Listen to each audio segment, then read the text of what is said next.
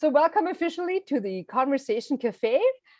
Today it's a program of the Multi-Faith and Spirituality Center where we explore topics of human growth and spirituality in the widest sense. And as we begin, I'd like to acknowledge that Concordia University is located on unceded indigenous lands. The Kanien'kehá:ka Nation is recognized as the custodian of the lands and on the waters on which we gather today. And I'm not in Montreal talking myself. Concordia is, I'm on the outskirts, and I know some of you are as well, but some of you are much further afield. And so I encourage you to actually think about who were the original peoples of the lands where you are on. It has really actually challenged me to think about what the original lands are of the places I've lived. I've also lived on the prairies, on the West Coast, and grew up in Europe. So it's a really great question. And we respect the continued connection with the past, present, and future in our ongoing relationships with Indigenous and other peoples of the lands where we're on. So here in Montreal, Tiohtià:ke, and wherever we are. So today we're exploring a topic that's, I think, is a great topic, and it's about risk-taking and life changes we make. And I want to welcome Andrea Reichert, who last I saw her, she was in her office in the Z Annex, which is the cozy little annex that Sustainability Concordia and the Multi-Faith and Spirituality Center share on McKay Street. If you haven't been there yet, hopefully you will before it's too long. And Andrea was the finance coordinator upstairs, and we ran different programs and we worked together.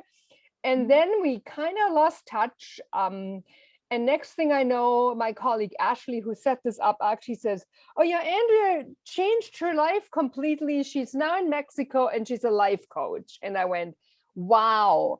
So you can read a description and a bio of Andrea on our Facebook, but I thought it would be a great way to ask Andrea, to start this conversation, to ask Andrea what happened from that cozy little office in Z to Mexico. Tell us a bit about your story, and I have some questions prepared that I can ask you, but also if participants have a question, please raise your hand, either your physical hand or your Zoom hand, or you can put your questions in the Zoom. So Andrea, what happened with the cozy annex? Yeah. What happened? Yeah, I mean, it was all, I think, a little unexpected. There wasn't any great plan. Previous to working as an accountant, I worked as an art conservator. So I have gone through other life changes over the course of my working life.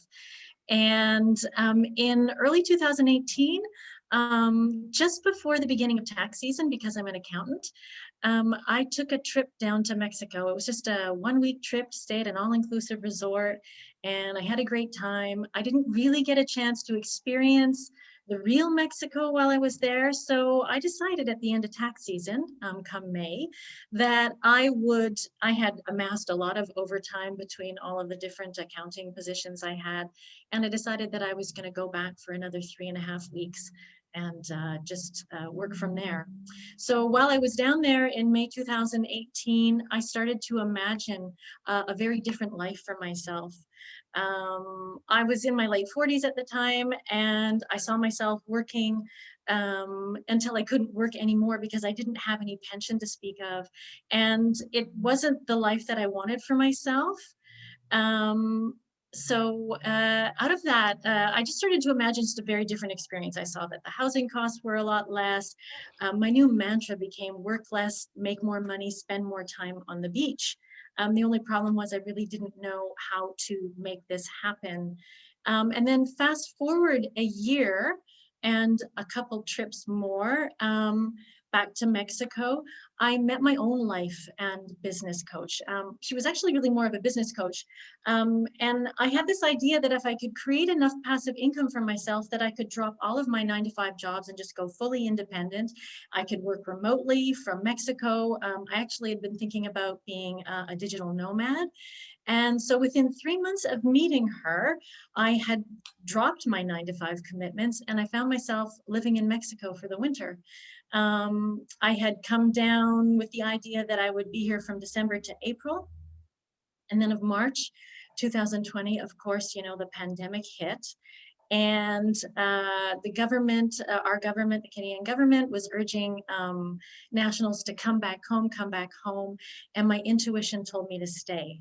And I am a big proponent of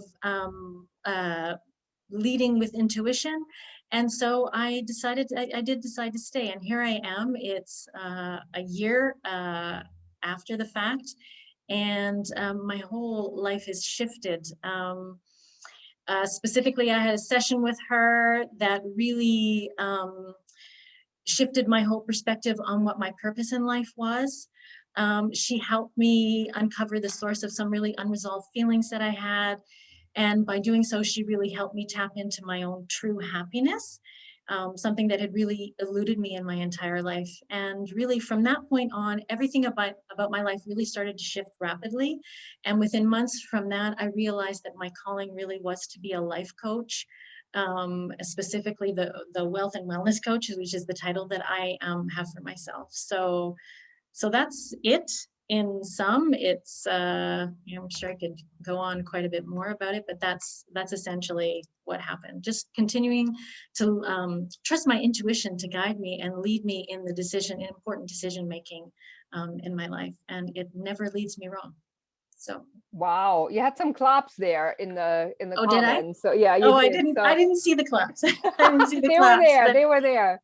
But yeah, I mean, to be honest, I remember when Justin Trudeau was saying, come back home, I started to cry, because of course the winter was still in full swing and I was not ready to go back to Montreal, even though that was my plan. And then I just had this knowing, this feeling in my body that I was meant to stay. And I initially understood that, you know, oh, I should stay because I think things are not going to go well in Quebec. But I now understand that my body was trying to show me that the vortex of change was here and I needed to stay. If I stayed, my whole life would change. If I'd gone back to Montreal, I'd probably be doing the same jobs I was doing before, but that's not the case. I trusted my intuition to guide me. Wow. So one could argue that for you, the pandemic has actually been a good thing because it really propelled you to follow your I don't want to say dreams because that sounds like, but it was a deep yearning and a dream. I mean, I think I've always been a coach in one sense or the other. I'm somebody that people have always come to with, you know, their secrets.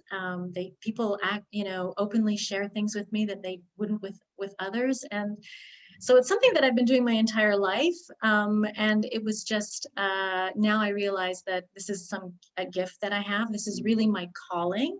This is what I am meant to do.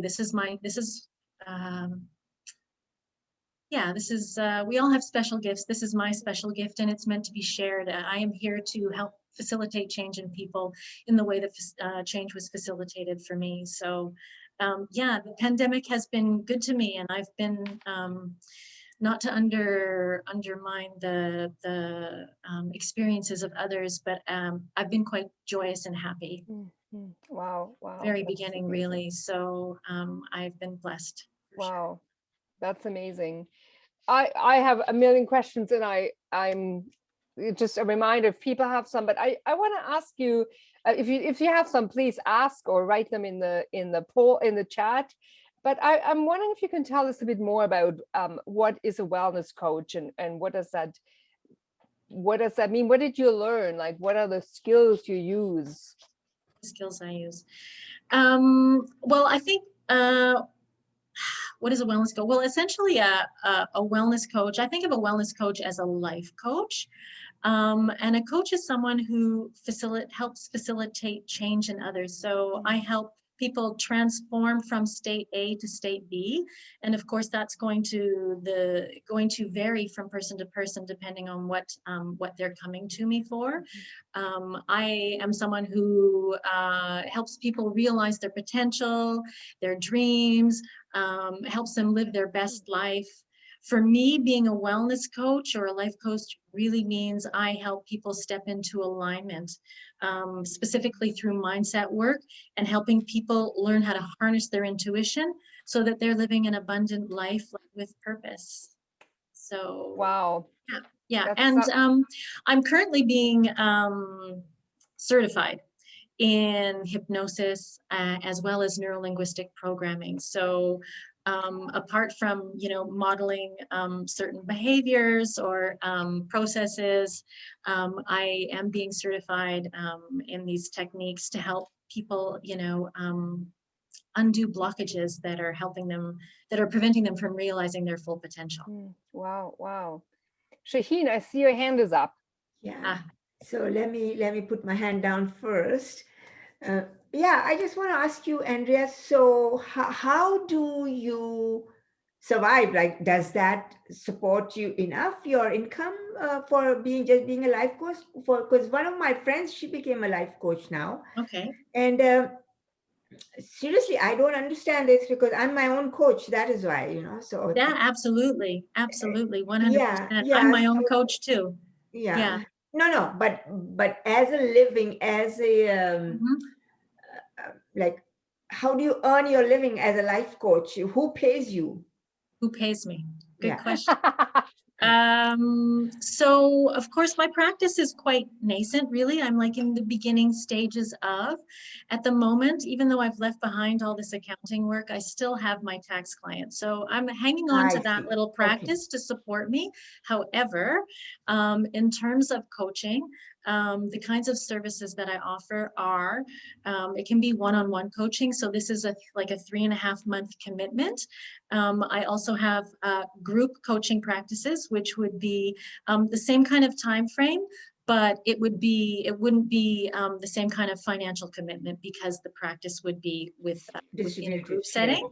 And then also there's always opportunities for once-off sessions. So whether that's, working with people to undo certain blockages that they have. So either through hypnotherapy or through different modalities within neuro-linguistic programming. And Yeah. So what is neuro-linguistic programming? oh God, What is that's neuro? that's a really big question. No, but you said that you're being certified for Yes, neuro. yeah, exactly. What is Uh, neuro-linguistic? So the mind is made up of two different parts, the conscious brain and the subconscious. Okay. And in any given moment, we experience the world through both the subconscious and the conscious mind. The Okay. conscious mind is the mind that we use to make decisions and that we're using to have this conversation, et Okay. cetera, et cetera. But our Okay. subconscious mind is present as well, and it's picking up on information in a way that our conscious mind isn't. In any given moment, our conscious mind is picking up on about 130 bits of information, but our Wow. subconscious mind is picking up on millions of bits of information. And this information is stored, sort of in folders and subfolders in our mind. Okay. And we may not have awareness of it, but that information is there. And that is in fact what our intuition is. Our intuition is our subconscious mind, the information that we filed away in our subconscious. And it presents itself in ways that, we might refer to as like clairaudient, clairvoyant, claircognizant, Uh-huh. there's another, I think of what it is. Yeah. Okay. So the intuition is one thing, but the neuro-linguistic programming, which is not so, really not so different from hypnotherapy. Hypnotherapy is a form of Yeah. work as well. Mm-hmm. So it's really fast change work. Some people might think of coaches as therapists, and coaches are not therapists. I'm not here to sit and listen to you talk about your problems. I'm here to help facilitate change in a very quick in a very rapid way by helping you tap into your subconscious and make those shifts. I don't want to get in. I don't know if that really answers your question. Oh, it does. It does. Thank you. Yeah, I understand Yeah, totally. Yeah. Thank you. So we all have the gift of intuition, Mm-hmm. based on what I've told you about the subconscious. I have people who come to say, I don't have intuition. Yes, you have intuition. Yeah. You don't know how to hear what your intuition Yeah. is. You don't know how to tap And into it. exactly. And I'm here, that this is part of what I do, is to teach people how to tap into their intuition and to help guide them, because your intuition never leads you wrong. Your intuition is always correct. It's that nagging feeling in the pit of your stomach. It's that voice inside your head. Right. It's that vision that you have. When you're able to recognize it, it can guide you to like miraculous places. And yeah, I hope I've answered I the think question. Barkov had a similar question. I think he says it was already answered. Okay. But if I'm not correct, please speak up, Barkov. Yes, I wanted to ask the same thing, like neuro-linguistic programming. I guess it's answered very well. Great. And I guess to me, as a, that seems very technical, the neuro-linguistic and hypnosis, I imagine there would be a lot of training and learning.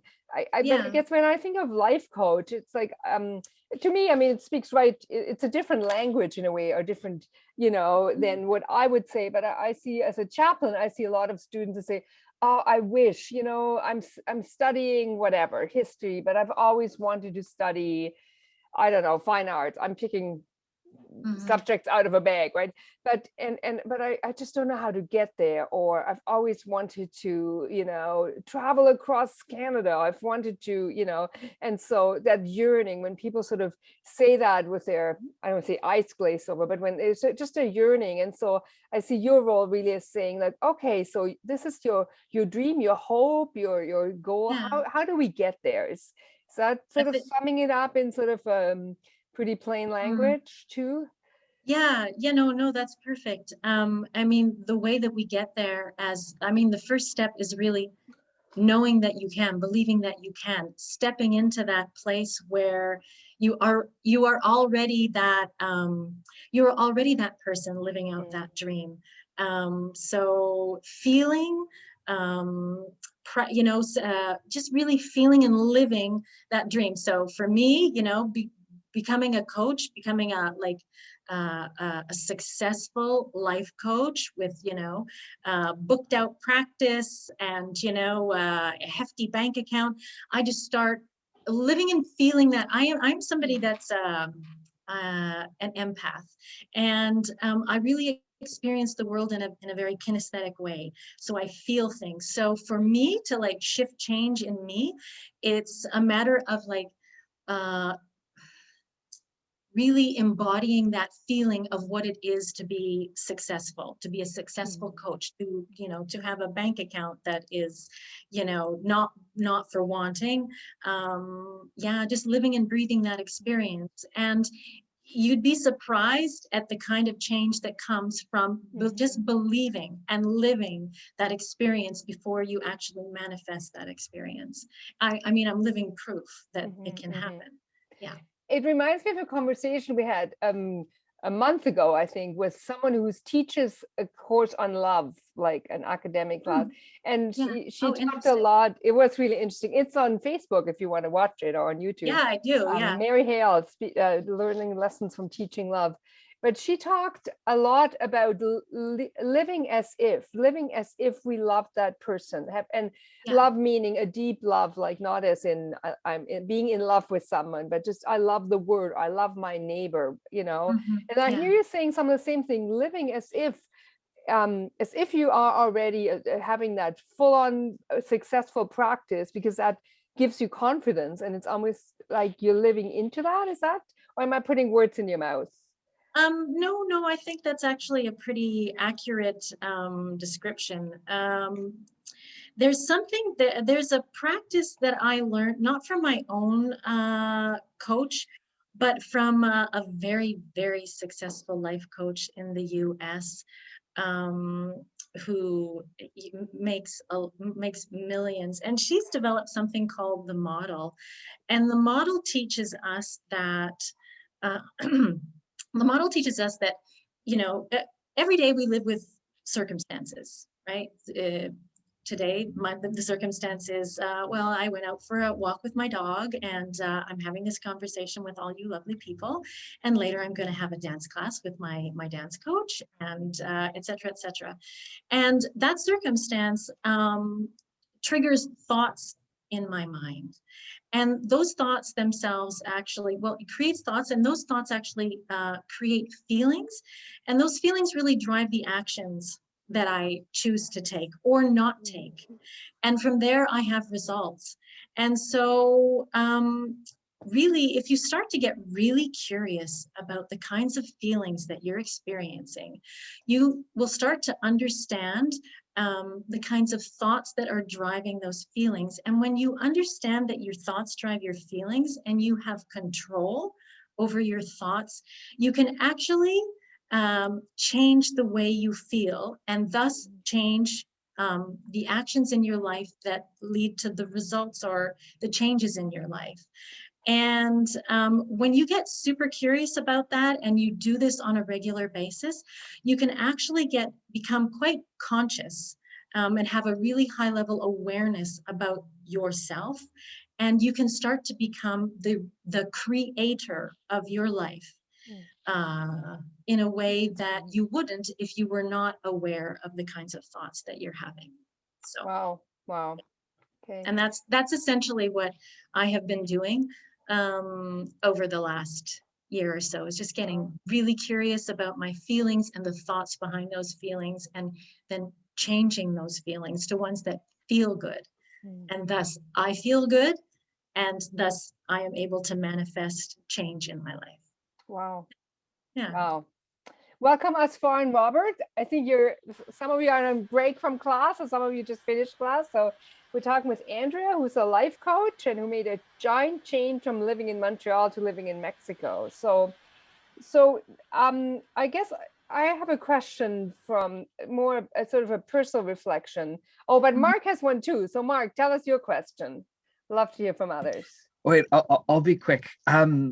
Perhaps just the question about, because you were mentioning like the change in feelings as well, and thank you for sharing your experience. I'm interested as well by maybe the change in atmosphere between your community here in Montreal and probably the dual things of like when we travel or go on vacation, there's sort of like the temporary communities. And I wonder if you can speak a bit to either the community, if you found a community, or how you felt differently.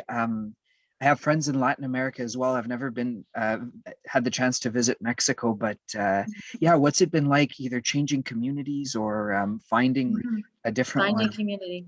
Yeah. Well, of course, when I left behind, a lot of temporarily, I left behind a lot of friends and an amazing community, that built up over the 20 years that I lived in Montreal. But when I came to Playa del Carmen, where I'm living, it's a pretty transient place. A lot of people come and go. Of course, there are people that live here full time. I found that within a month of my arriving, that this beautiful community of friends from all over the world, Latino America, Mexico, the US, Canada, Europe, etc. I had this beautiful community of friends that built up around me very, very quickly, and who I understood very quickly were there for me, were there to support me and to love me in ways that I didn't feel when I was living back in Montreal. And I don't know if it's something specific about this very place or if it's unique to Mexico, but of course in Mexico, the family is the center of everything. There is an emphasis on family in a way that we don't experience in Canadian culture. So it's been, I'm almost teary thinking about it, because stepping into a pandemic, and living alone, and it's really been something in terms of the loving support that I've had. So surely part of it has to do with Mexico itself, and then just the people that are around me from all over the place in this world. We have something in common. We're all, we're not, we're strangers in a foreign land. So it's been wonderful, and it's one of the reasons why I've elected to stay. Thank you. Yeah, you're welcome. And I guess I have a sort of a follow-up question connected to that. And you've already talked a bit about it, but just a reflection on what's been one of the most unexpected parts of this journey. Well, I didn't expect to become a coach. The whole thing. It's all of it, right? I mean, my intention was to come out, and it was going to be a a testing ground. It was going to be 5 months in Mexico to see if I would enjoy living here and if I would thrive while I was living here. I didn't come out with the expectation that I wasn't going to be going back to Montreal. So all of it has been a big surprise and a happy surprise. And yeah, that's And all of it, really. and I guess I'm always marveling at people who sort of do that, who just sort of up and go. And in some way I can relate, because people say that about my life. I moved here, I said very early, we each shared some risk we took. And I said, I moved to Montreal for an 8-month contract, and a lot of people told me we were crazy. We shouldn't buy a house. We should just, see where it goes and so on. And here I am over 20 years later, I'm still here. It's been one of the best moves. But I'm just, wondering what, and so other people do it. I guess I'm wondering, by telling that story, what do you think was sort of the right conditions, and what if others, I guess I'm trying to formulate the question as I ask it, but when other students sort of look at, or folks look at you and say, wow, I wish I could do that, I could never do that, or I wonder what I would need to make a big change in my life, what would you tell them? Maybe that's the question. I would tell them that I'm no different than they are. I didn't grow up in the best circumstances. I grew up in, an abusive household. And, I grew up, I didn't have a lot of faith in myself. I lived with a lot of anger and pain, a lot of sadness. I was not reaching my potential. And, I was able to do a lot of change work through therapy, but essentially, believing in myself, recognizing that none of us have come into this world to suffer. We've all come into this universe to experience a life of joy and happiness, and that all of us have everything we need inside us to reach our full potential, to live a life that is filled with happiness and joy and abundance. And the first step is just saying yes to yourself. Yeah, I'm no different than anyone else. If I can do it, anyone else can do it. Wow, I really like that, to just, because I think it's easy to put someone like in a pedestal and go like, oh, I could never do that. But to start with that, I can do it, and I have the resources in me. Yeah. I mean, I didn't have a lot of faith in myself. I was always setting the bar very low. And full disclosure, I'm not 25, right? And here I am going through another big life change, because I realized that, this life is meant for living, and I'm meant to be happy and joyous, and I am the creator of my life, and I can choose to be happy or not be happy. And yeah, if I can do it, if I can pull myself out of those dark places that I was, anybody can do it. Yeah. Wow. And it would be an honor for me to facilitate that kind of change for people. Right. In the way that it's been done for me. Yeah. Because sometimes we need just a little bit of help, don't we? Yeah. Yeah, absolutely. And I did not recognize, when I reached out to my coach, it was for business purposes. It wasn't to facilitate any kind of personal change or personal growth. And things just kind of took a left turn. And I'm so glad that I crossed paths with this woman, because my life is like I did a 180-degree turn because of that facilitation. So that's really cool. Yeah. So Shaheen, you had a comment in chat. You said, Andrea, you're the kind of personality that draws people to you, and that is why you found that community. I experienced that when I moved to Canada from Pakistan. I embraced my neighbors, and that is why it was easy for me to integrate here. Yeah. Oh, thank you, Shaheen. Yeah, I think you're absolutely right. A lot of people that come here, they think of themselves as expats. They really only they relate to people within they spend time with people in that community only, and I've actually from the very beginning wanted to integrate and become a part of the the community around me. So and to be part of not part of the problem here, because there is an issue with with expats and the kind of like gentrification of this place, and rather be part of the solution and be part of the loving community, around me. Wow. Right. If I may say so, what you give out, you receive. Yeah. So Thank you.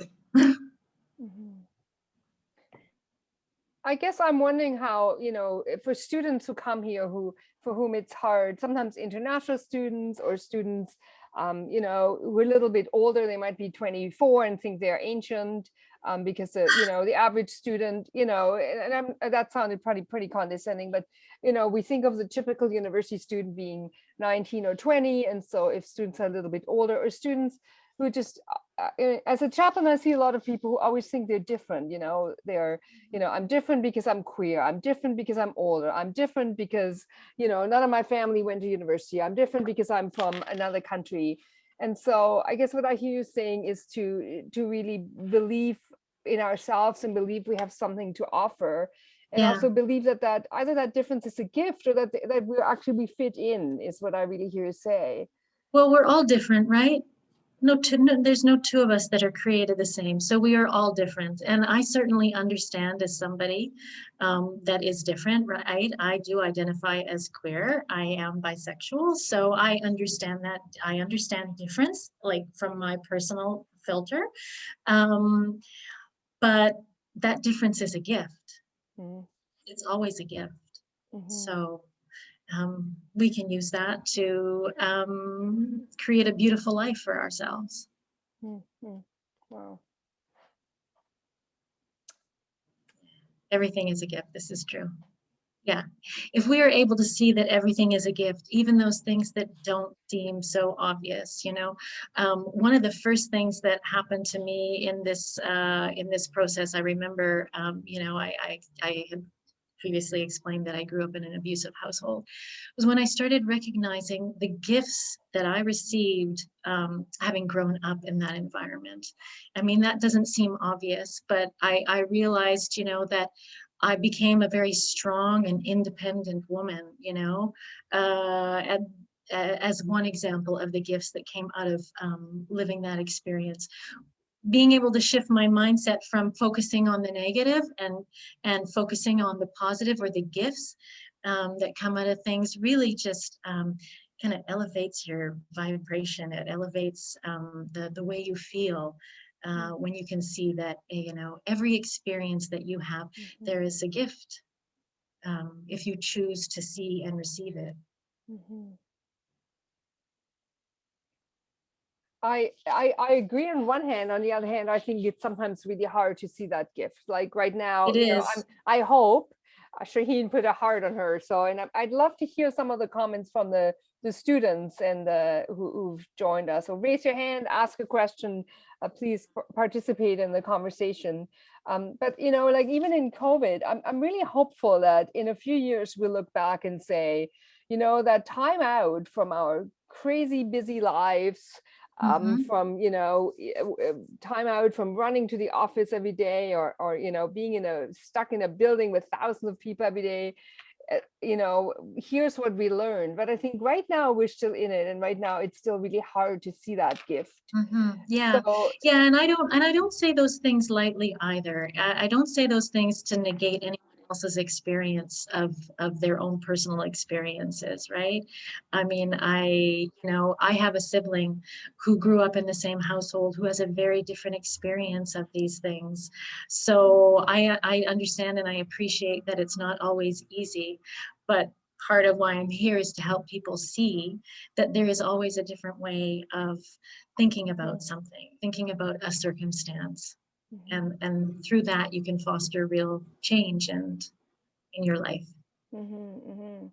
Yes, you need to just trust in the universe. Yeah, absolutely. For me, the universe, your intuition, it's, you know, God, love, it's all one and the same thing.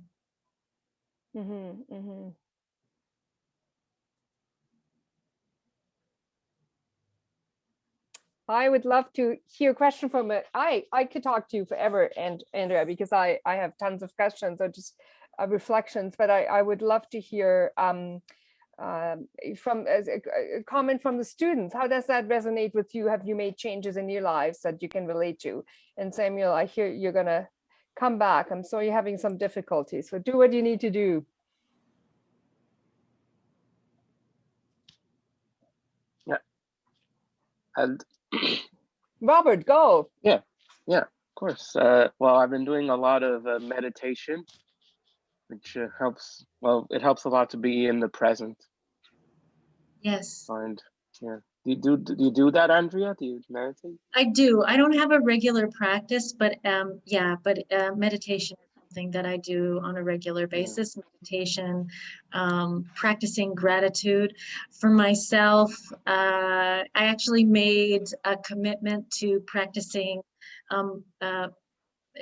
external gratitude, to sharing my gratitude for at least one thing every day for the first 365 days of my practice as a life coach. Because of course, and when you start out in a new business, sometimes it's not always successful right from the beginning. So it's easy to like get down on yourself, and you know, so sort of fall back on those old feelings like I can't do this, you know, what was I thinking?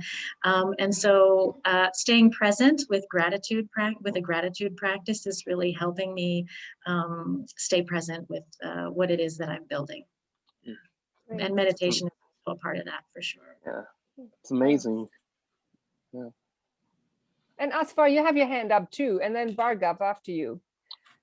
Yeah, thanks, Silly, and thanks, Andrea, for such an inspiration. So yes, I really can echo with my scenario, as Ellie was saying that in last 1 year, we got a different aspect of life. Obviously, at this moment, we are not realizing that because things are still so bad, and maybe I'm lucky enough to be healthy and to survive, but not everyone is that lucky. But again, it just gave us the chance to think in the other way. And I really love the concept, Andrea, you're saying that if we can control our thinkings, that actually can make our lives so easier. So like in my mother tongue, there is a sort of proverb. It says that if your head is cool, then the world is cool. I mean, if you can keep your head calm, then the world is fine for you. So exactly as you said that. Yeah, no, thank you. Yeah, that's beautiful. That's beautiful. Yeah. Yeah, so that's why it's difficult. Like I am a very ordinary person, so maybe I know that I believe that, but sometimes I really cannot control what I'm thinking. But someone like you who can really develop this ability, so you can really inspire us. So thank you. It's great to be. Oh, you're welcome. Yeah, and I'm not saying it's like it's an easy thing to do, right? It takes daily practice. You know, when you're having, like, even this morning, I had feelings about something, and then, oh, I had a thought. Okay, now I understand what's going on. It's just constantly connecting with that, and it in time it just becomes a reflex like anything else. But of course, like anything else, it takes time and practice. But it's a pretty radical thought that we have control over our thoughts, and that our feelings are generated by our thoughts. That's a pretty radical idea for a lot of people. And even a year ago, it would have been a radical thought for myself. So, yeah. Okay. Thank you. Thanks, Asfar. And Bhargav, you had to have your hand raised as well. Hello. Yeah, so I wanted to ask that, like, like I have always been an intuition guy, as I mentioned earlier. Like, I am not a risk taker because for me, risk is decided by, like, after we apply like rationale, reason or logic, and then we decide is it risky or not. I always go with the intuition. So I wanted to ask that, like, how I wanted to know more about like this stuff, intuition and following the gut feeling. So what should I mean, when I think about every really pivotal moment in the last, I would say since 2017, that has got me here, it's because I listened to my intuition. So,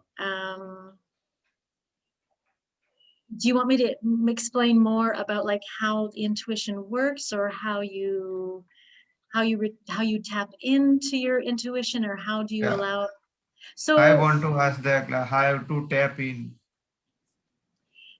I mean, I think that something that I used to say before I became a coach was, you know, I recognize that when my intuition, when I can hear or tap into my intuition and I lean into it and I take action on what my intuition is telling me, I recognize that every time I do that, that it's always been the right choice.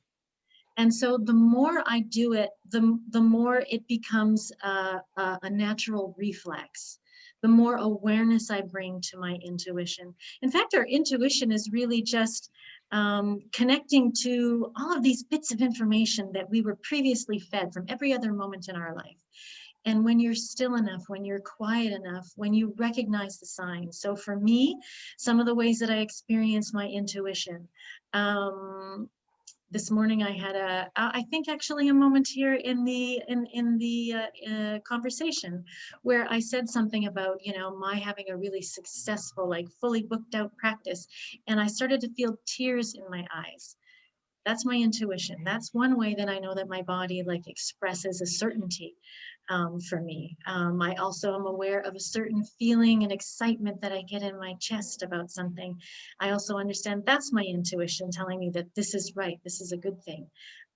There's a certain kind of feeling I get in the pit of my stomach, like a sick feeling that tells me that, you know, warning, danger, this, you know, this situation is not healthy, it's not a good one, you need to, you know, you need to take another decision.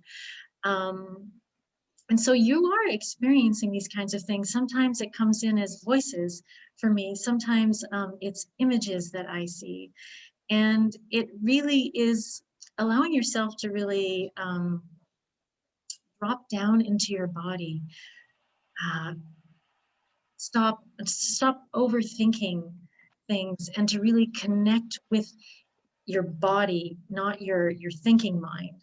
And when you do that, your intuition will presents itself, and you're able to, you should be able to tap into it. And I don't know if that's answered your question, but there's no magic formula. It really is, I think something like meditation practice is a great thing, because it helps us to learn how to quiet the mind.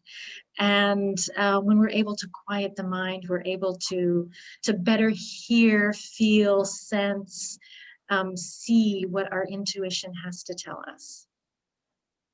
Yeah, it answered my question, because that's the thing, like we have to practice it and create a oneness with our intuition and body. Yeah, Plan. yes. It's all the same, right? The mind is not separate from the body. And so, yeah, listen to Thank you what your very body much. tells you. You're welcome. And yet so often we only focus on the mind, and I think that's what you're trying to Yeah. say. And I always say, particularly in the university, where we are there to train the mind, and we're asked to reflect, and, you know, we are asked to, you know, if you're some of you are studying engineering, and, you know, so you need to engage your brain to figure out whatever the electrical current, or how to build a building it doesn't collapse. So we need your mind, but in our whole lives, I think we need to listen to our body. What does it say? When I think about whatever, this friendship, do I get butterflies? Does my chest get tight?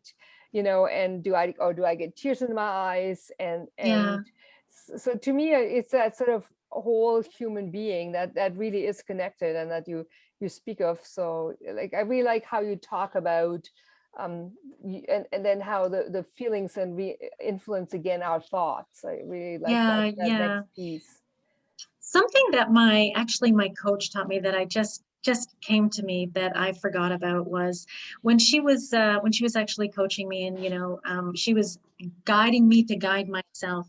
She would ask me big questions, you know, and she would always say, she'd snap her fingers like, first thing that comes to mind. First thing that comes to mind. Always first thing that comes to mind. That's your intuition. Don't get caught up in the mind drama. Don't get caught up in the monkey mind and overthinking things. Just first thing that comes to mind. And yeah. So I mean, obviously, the conscious mind, the thinking mind. I mean, it has a time and place for everything. But you know, your intuition, the subconscious mind, is also there to support you in this life. So even when you're in class, your intuition is there for you. So I'm aware of time because it's Bhargav. Sorry, I got your name wrong. You just turned on your camera again. Do you have another question? No, I don't have a question. Okay, great. It's great to. I know it's hard to keep your camera on when with bandwidth and so on, but it's actually great. Yeah, to it see was everyone. an internet issue. Yes, I understand. So, but maybe that's a really great way to end, because it's 3 o'clock. We do want to honor our time of our guests. So, but I always like to sort of end with sometimes it's something we take away from us, but I actually really like that question, to ask ourselves, what am I dreaming? What am I hoping to accomplish in my life? It's a big question, but what's the first thing that comes to your mind? Anyone? Let's end on that. Don't overthink it. Shaheen, what's the first thing that comes to your mind when you ask yourself, what do I want to accomplish in life? Peace. Peace, okay. Mark? Finish, like, actually play an instrument. Okay. Just one. Yeah. I want to live on the East Coast. I just want to move to the ocean. That's a good one. I I'm concur. I'm going to follow you on the same kind of coast, just a whole lot further north. Yeah. Bhargav and Robert, what about you? What comes to your mind when you say, what's something I want to accomplish? Oh boy, I just want to be happy. Okay. Just live a happy life somewhere. And Bhargav? I want to provide justice to the people who are not enlightened and don't have resources, and so they are in the place where they are not supposed to be. So that's my goal. Wow. Country. Cool. Beautiful. Okay. So any closing words of wisdom, Andrea, and how we can, achieve those? What you would encourage us as our next step to bring those dreams to fruition? I would say just really start to just get really curious about your feelings. Journal them out, make that part of your daily practice. Practice gratitude on a daily basis. It's one of the most powerful practices I have in my toolbox of tricks that has really helped amplify the way I feel and the way I live my life. And prioritize your well-being in whatever way feels good to you. Make time for yourself on a daily basis. And remember, as with all things, this too will pass. Okay. Wow. Thank you so much. It's really inspiring to hear your story and to see what's happened. It's amazing when people sort of drop out of my sort of immediate circle. I saw you almost every day, and then all of a sudden I catch up with you 2 years later and see how you have really followed your path and your dream, and really what I see is come into your true self, which is a lovely thing to see. So thank you. Thank you, everyone. Thank you, everyone, for being here. Thank you for sharing. So thanks for offering your story and for sharing your really truly of yourself, and thanks everyone for coming. And our next conversation cafe next week is actually about yoga. So we have a yoga teacher who is also a professor at Concordia, who's going to talk to us about the spiritual dimension of yoga. So I hope you can join us again, and thanks everyone. And there's lots of stuff in the chat again. Thanks for your insights. Can I ask when is the next cafe date? So the next cafe is, we have a cafe every Tuesday at 2. And we have a Thoughtful Thursdays on Thursdays at 2. It's a conversation with the wheel behind me is our guest for that. And actually, Andrea, interesting you mentioned gratitude, because every Friday at 11, we have a program called Marking Grateful Moments. And that's exactly what we do. Just at the end of the week, at the end of our work week, we sort of just stop and say, no matter what happened, no matter how tough it was, no matter how crappy the midterms went, or how wonderful I'm happy I am that they're done, we name things we're grateful for. And it's a wonderful practice. Yeah. And I invite all of you to participate. On that note, I want to say that thank you for inviting me to this cafe, and thank you everyone for your participation and for sharing your insights and your experiences, and for all your good wishes. Thank you. Yeah, this has been much gratitude for this afternoon. Thank you so much, Andrea, and everyone else. So we shall see you again. Yes, I will eventually be back in Montreal. I'm not great to see you. Back. Yeah, but it might not be this summer, but I will be back. That'd be great. Yeah. Good. Okay, have a good day, everyone. And we'll see you again, all of you. Okay, bye-bye. Thanks so much, Andrea. That was wonderful.